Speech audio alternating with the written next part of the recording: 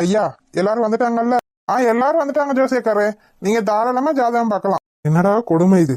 பொதுவா ஜோசியம் பார்க்க வர்றவங்க ஒரு ஆளு ரெண்டு ஆளும் மாப்பிள்ளை பொண்ணு ஜாதகத்தை கொண்டு வந்து ஜோசியம் பார்ப்பாங்க. இங்க என்னடா குடும்பத்தையே கூப்பிட்டு வந்து நிக்க வச்சு ஜோசியம் பாருங்க, எப்படி பாக்குறது? என்னடா கொடுமை இது! இன்னும் வேற யாராவது வர வேண்டி இருக்கா? அப்படின்னு தான் சொல்லிருங்க, நான் வெயிட் பண்றேன்.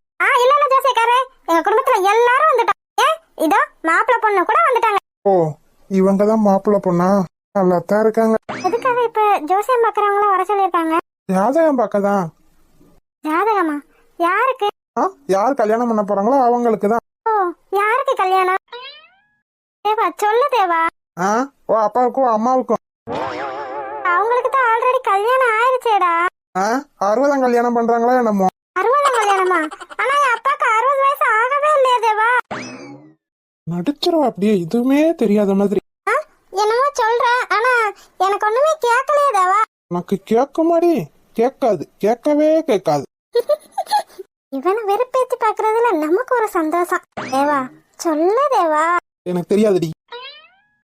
தேவா தேவா சொல்லு தேவா, ப்ளீஸ் தேவா. யாருக்கு கல்யாணம் சொல்லுடா. யாருக்கு கல்யாணம்னு உனக்கு தெரியாது? எனக்கு தெரியவே தெரியாதுடா. பாவம், பச்சை குழந்தை. உங்க அம்மா ஃபீடிங் பாட்டில்ல பால் எடுத்து வச்சிருப்பாங்க, போய் குடி போ போ. என்னடா இப்படி கலாய்க்கிற?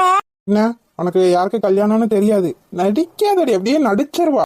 ஏய் நிஜமா, அப்பா தமிழ சத்தியமா யாருக்கு கல்யாணம்னு தெரியவே தெரியாதுடா. எதுக்குடி இப்ப தேவையில்லாம அம்மாச்சி இருக்கிற?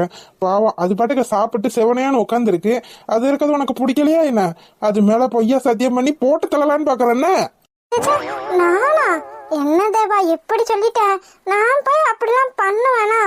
நான் அப்படிலாம் பண்ணவே மாட்டேன். ஐயா ரொம்ப. சரி நீ டாபிக்க மாத்தாத. யாருக்கு கல்யாணம்? யாருக்கு கல்யாணம்னு உனக்கு தெரியுமா? எனக்கு தெரியாதே, அதனாலதான் உன்கிட்ட கேக்குறேன். உனக்கு தெரியாதுன்னா எனக்கும் தெரியாது. டேய் ஃப்ராடு, நீ எவ்வளவு பெரிய ஃப்ராடுன்னு எனக்கு தான்டா தெரியும். இப்போ ஏதாவது சொன்ன? சேச்சா, நான் ஒண்ணு சொல்லலையே. உனக்கு ஏதாவது கேட்டுச்சு? இவளெல்லாம் கல்யாணம் பண்ணி எப்படி குடும்பம் நடத்த போறனோ தெரியல. இப்போ நீ ஏதாவது சொன்ன? படியாங்கிட்டு. அப்பா, எதுக்காக இப்போ ஜோசியெல்லாம் இந்த ஜாதகம் பாக்குறோம்ல, அவசியமா என்ன? நாங்களாம் பாருங்க, ஜோசியம் பார்த்தா கல்யாணம் பண்ணோம். சந்தோஷமா இல்லையா என்ன? இல்லப்பா, அதுக்காக இல்ல, சந்தோஷமா இருக்க மாட்டாங்கன்றதுக்காக இந்த ஜோசியம் பாக்குறது கிடையாது. இவ்வளவு நாள் நம்ம வாழ்க்கையில எவ்வளவோ நல்லது கெட்டது நடந்துருச்சு. ஆனா இனிமே நடக்க போறது நல்ல விதமான நல்ல காரியம். அவங்க வாழ்க்கையில சந்தோஷமாவும் இருக்கணும், நிம்மதியாவும் இருக்கணும். அதனாலதான் இந்த ஜாதகம் பாக்குறோம். இல்லப்பா, அவங்க பாட்டுக்கு ஏதாவது சொல்லி நம்ம மனசு கஷ்டப்பட்டுற கூடாதுல்ல. பாருப்பா, உங்க வாழ்க்கையில நடக்க போறத நான் ஜாதகமா பார்த்து சொல்ல போறேன். மத்தபடி என் இஷ்டத்துக்கு நான் எதுவும் சொல்ல போறதும் இல்ல, உங்களை நான் பிரிச்சு வைக்க போறதும் இல்ல. ஜாதகம் பார்த்துட்டா நம்ம மனசுக்கு ஒரு திருப்தியா இருக்கும்ல, அதுக்காகத்தான் சொல்றேன். ஆமையா வெற்றி, ஜாதகம் பார்த்துட்டோம்னு வச்சுக்கோ, நம்ம மனசுக்கும் ஒரு திருப்தியா இருக்கும். அதே சமயம் ஏதாவது பிரச்சனை வரும்னு தெரிஞ்சா அதுக்கு ஏதாவது பரிகாரம் பண்ணிக்கலாம். அதுக்காகத்தான் ஜாதகம் பாக்குறது. சரிப்பா, நீங்க இவ்வளவு சொன்னதுக்கு அப்புறம் இனிமே நான் பேசுறதுக்கு எதுவும் இல்ல. நீங்க தாராளமா பார்க்கலாம். உன்னோட ஜாதகத்தையும் பையனோட ஜாதகத்தையும் கொண்டுட்டு வாங்க. நான் போய் கொண்டு வரேன். கடவுளே, ஜாதகத்தை பார்த்துட்டு எதுவும் சொல்லிடக்கூடாது. 10 பொருத்தமும் பொருந்திருக்கணும்.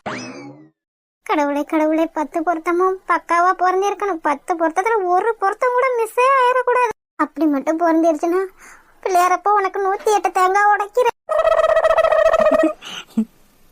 கடவுளே கடவுளே கடவுளே கடவுளே, அண்ணே சொன்ன மாதிரி இந்த ஜாதகம் பொறுத்தெல்லாம் தேவையா? ஜாதகம் பார்த்து கல்யாணம் முடிச்சவங்கள சந்தோஷமா இல்லையா என்ன? இந்த அப்பா எதுக்காக இப்படி தேவையில்லாத வேலையெல்லாம் பாக்குறாரு? பார்வை தீபங்களை ஏற்றி வைத்ததோ நெஞ்சோடு இன்று. என்ன யாரோ உருமுறாங்க?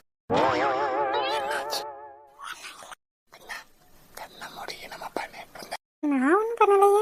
இல்லையே, கண்ண மூடி ஏதோ பண்ணிட்டு இருந்த மாதிரி இருந்துச்சு. தூங்கிட்டு இருந்தேன். தூங்கிட்டா இருந்த? எனக்கு என்னமோ சாமி கிட்ட வேண்டிக்கிட்ட மாதிரி இருந்துச்சு. அதுலயும் பிள்ளையார்கிட்ட பெசலா வேண்டிக்கிட்டு இருந்தேல, 108 தேங்காய் உடைக்கிறேன்னு. ஐயோ, மைண்ட் வயசு நினைச்சு சத்தமா வேண்டிட்டனோ? அதுவும் இவன் காதுக்கு கேக்குற மாதிரி வேற வேண்டி இருக்கேன். என்ன நினைச்சா எனக்கே கேவலமா இருக்கு. சொல்லு ஐஷு, அப்படி எதுக்காக ஸ்பெஷலா வேண்டிக்கிட்டு இருந்த? ஜாதகம் பார்க்குறாங்கல்ல, அதான். உனக்கு தான் யாருக்கே கல்யாணம்னே தெரியாது, அப்புறம் எதுக்காக நீ சாமி கிட்ட வேண்டிக்கிட்டு இருந்த? ஓ தேவா, விளாடாத. நானே 10 பொருத்தமும் பிறந்திருக்கணும்னு கடவுளை வேண்டிக்கிட்டு இருக்கேன், நீ வேற விளாண்டுட்டு இருக்க. எதுக்கு இப்ப பயப்படுற? இங்க பாரு தேவா, 10 பொருத்தத்துல ஏதாவது ஒண்ணு குறைஞ்சாலும் ஏதாவது பிரச்சனையோன்னு சொல்லிடுவாங்களான்னு எனக்கு பயமா இருக்கு தேவா. எத்தனையோ பேர் கல்யாணம் இந்த ஜாதகத்தால நின்றுருக்கு தெரியுமா? பொருத்தமே இல்லைன்னு சொல்லி லவ் பண்றவங்க கல்யாணத்தை நிப்பாட்டி கூட வச்சிருக்காங்க.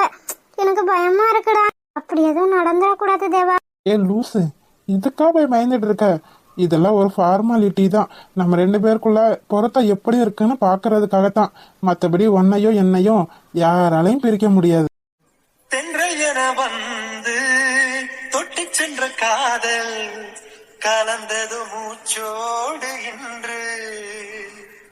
காதல் என்னும் வார்த்தை அது வார்த்தை அல்ல, வாழ்க்கை வாழ்ந்து பார்த்து நீ சொல்லம்மா. தேவா, நீ போய் சொல்லல. ஒருவேளை இந்த ஜாதகம் பொருத்தமே இல்லை, இவங்களுக்கு கல்யாணமே பண்ணி வைக்க கூடாதுன்னு சொல்லிட்டா என்ன பண்றது? என்னை விட்டு போயிருவியா தேவா? சேச்சா, அப்படிலாம் போகவே மாட்டேன். இதுல ஒரு மூட நம்பிக்கை தான்.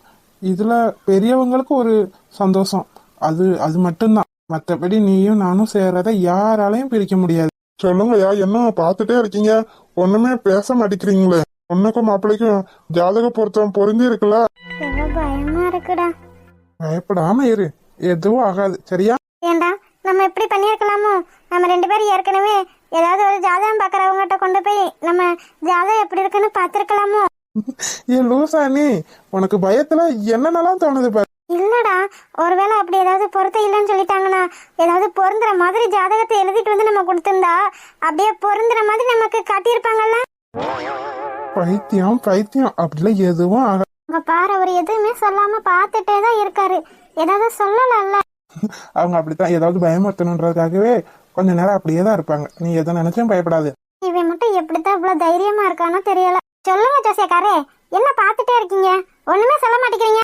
பொண்ணு ஜாதகமும் பையன் ஜாதகமும் நல்லாதான் பொருந்தி இருக்கு. அது என்ன நல்லாதான் பொருந்தி இருக்குன்னு ஒரு மாதிரி இழுக்குறீங்களே? எதுவா இருந்தாலும் பரவாயில்ல, உடச்சே சொல்லிருங்க. என்ன ஜோசியக்காரு, ஏதாவது பிரச்சனையா என்ன? ஜாதகத்துல ஜாதகத்துல எந்த பிரச்சனையும் இல்ல. பொண்ணுக்கும் பையனுக்கும் 9 பொருத்தம் பக்காவா பொருந்திருக்கு. போதுமா? 10 பொருத்தத்துல ஒரு பொருத்தம் தான் கம்மியா இருக்கு. நீ வேணா பிள்ளையாருக்கு ஒரு தேங்காய் கம்மியா உடைச்சுக்க. விளையாடாத தேவா, அங்க அவர் ஏதோ சீரியஸா சொல்ற மாதிரி இருக்கு. அதெல்லாம் ஒண்ணும் இருக்காது. நீ வேணா பாரு, ஏதாவது டம்மி விஷயமா இருக்கு. இல்ல தேவா, எனக்கு பயமா இருக்கு. அவர் பாக்குற பார்வையே சரி. நல்லா தங்கடி பாக்குறாரு. அவர் பார்வையில என்ன குறைக்கண்டா நீ? சொல்லுங்க, பரவாயில்ல, எதுவா இருந்தாலும் சொல்லிருங்க. அது பொண்ணுக்கும் பையனுக்கும் எல்லா பொருத்தமும் பொருந்திருக்கு. 9 பொருத்தம் நல்லா பொருந்திருக்கு. ஆனா ஒரு சின்ன பிரச்சனை இருக்கு. சின்ன பிரச்சனையா? அப்படி என்ன பிரச்சனை சொல்லுங்கய்யா. என்ன பிரச்சனையா இருந்தாலும் பரவாயில்ல, எதுவா இருந்தாலும் சொல்லிருங்க. பொண்ணுக்கும் பையனுக்கும் பொருத்தம் இருக்குன்னு சொல்றீங்க, ஆனா ஜாதகத்துல ஏதோ பிரச்சனைன்னு சொல்றீங்களே. 2 பேர் ஜாதகத்திலயும் பிரச்சனை இல்ல, ஆனா ஒரே ஒருத்தர் ஜாதகத்துலதான் பிரச்சனை. யாரு ஜாதகத்துல? பையனோட ஜாதகத்துலதான். இதுக்காகத்தான் நான் மொத்தமா எல்லாரும் இருக்கும்போது இப்படி பார்க்க கூடாதுன்னு சொல்றேன். இப்ப பாருங்க, எல்லாத்துக்கும் மனசங்கடமா போயிட போகுது. இதுக்குதான்ப்பா அப்பவே நான் சொன்னேன் இதெல்லாம் வேணான்னு. நீங்க கேட்டீங்களா? இப்ப பாருங்க, அதுதான் என்னென்னமோ சொல்றாரு, ஆனா என்னன்னே சொல்ல மாட்டேங்கிறாரு. என்ன பிரச்சனைன்னு நீங்க உடைச்சே சொல்லிருங்க ஐயா.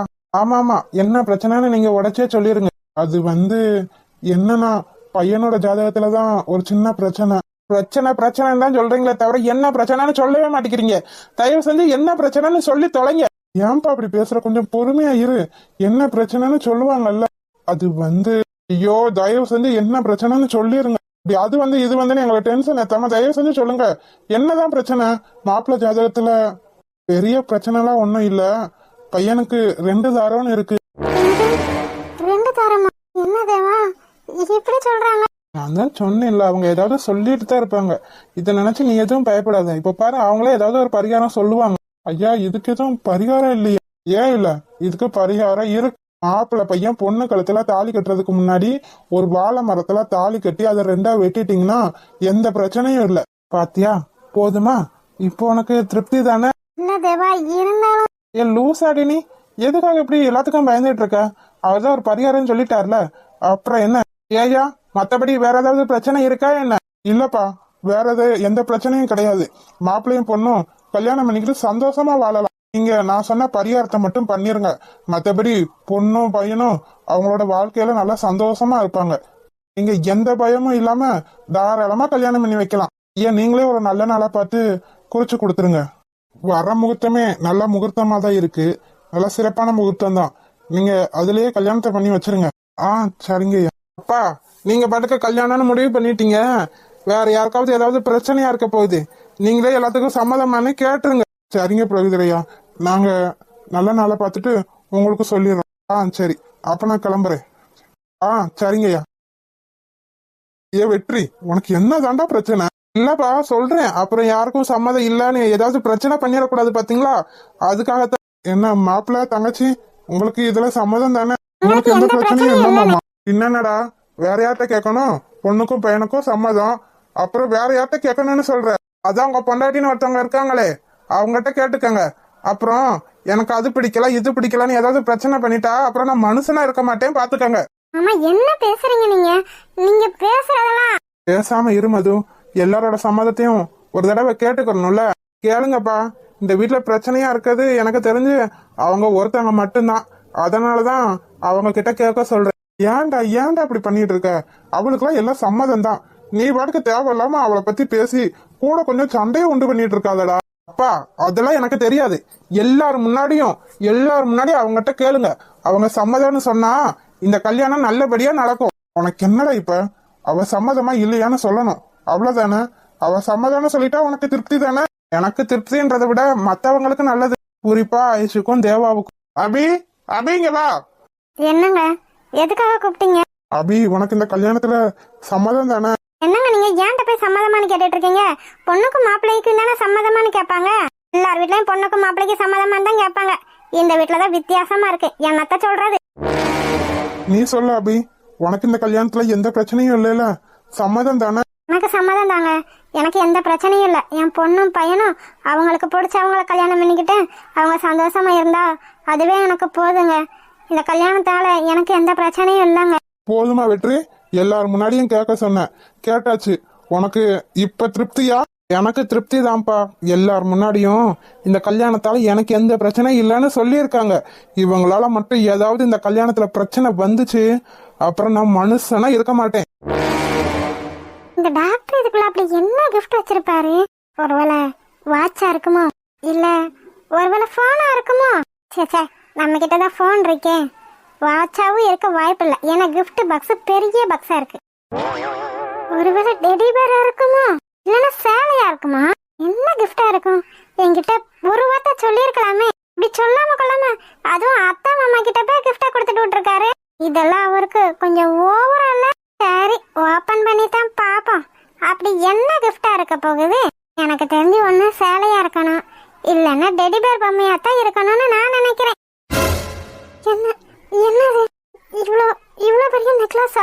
அம்மா அம்மா, என்னடி நீ மட்டும் தான் கிஃப்ட் ஓபன் பண்ணி பாப்பேன்னு சொல்லிட்டு இருந்த? இப்ப எதுக்காக என்ன கூப்பிட்ட? அம்மா இங்க பாரு. என்னடி இது? நெக்லஸா? ஆமாம்மா, நெக்லஸ் தான். அப்படியும் பார்த்தா 5 பவுன் தேரும்மா. என்னடி சொல்ற? 5 பவுனா? 5 பவுன்லயா உனக்கு மாப்பிள்ளை நெக்லஸ் வாங்கி கொடுத்துருக்காரு? ஆமாம்மா, 5 பவுன். என்னடி இது இவ்வளவு பெரிய கிஃப்டா வாங்கி கொடுத்துருக்காரு? நான் கூட ஏதோ உனக்கு பொம்மையோ இல்லைன்னா சேலை அந்த மாதிரி ஏதாவது வாங்கி கொடுத்துருப்பாருன்னு நினைச்சேன். ஆமாம்மா, நானும் அப்படித்தான் நினைச்சேன். சேலையோ இல்ல டெடி பேர் பொம்மையாவா தான் இருக்கும்னு. ஆனா இவ்வளவு பெரிய நெக்லஸ் எனக்காக. ரொம்ப சந்தோஷமா இருக்குடி. மாப்பிள்ளைய நினைச்சா நான் கூட ரொம்ப பயந்துட்டே இருந்தேன். ரொம்ப வசதியான வீட்டுல கட்டி கொடுக்க போறோமே, எப்படி பாத்துக்கிற போறாங்களோ என்னமோன்னு நினைச்சிட்டு இருந்தேன். மாப்பிள்ளையும் நல்லவரத்தான் இருக்காரு, அவங்களோட அம்மா அப்பாவும் நல்லவங்களா தான் இருக்காங்க. அம்மா, எனக்கு இது வேணாமா. அரைஞ்ச பல்லுகளெல்லாம் கலட்டி இப்படியும் பாத்துக்க. இன்னும் ஒரு வாரத்துல கல்யாணத்தை வச்சுக்கிட்டு மொத மாப்பிள்ளை வாங்கி கொடுத்துருக்காரு, அத போய் வேணான்னு சொல்லிக்கிட்டு இருக்க. அப்படிலாம் சொல்லக்கூடாது. இதெல்லாம் கொஞ்சம் ஓவரத்தான் இருக்கு. இருந்தாலும் உனக்காக வாங்கி கொடுத்துருக்காரு, நீ பத்திரமா வச்சுக்க. அம்மா பயப்படாத ஜோதி. எப்படியும் மாப்பிள்ளையோட அம்மா அப்பாவுக்கு தெரிஞ்சுதான் உனக்கு இந்த கிஃப்ட வாங்கி கொடுத்துருப்பாரு. அதனால நீ எதை நினைச்சும் கவலைப்படாத. அதை போட்டு பாப்போம். அம்மா வேண்டாம்மா, நீ கூட எனக்காக 5 பவுன் நெக்லஸ் எடுத்து வைக்கலாமா? எனக்கு தெரியும்டி,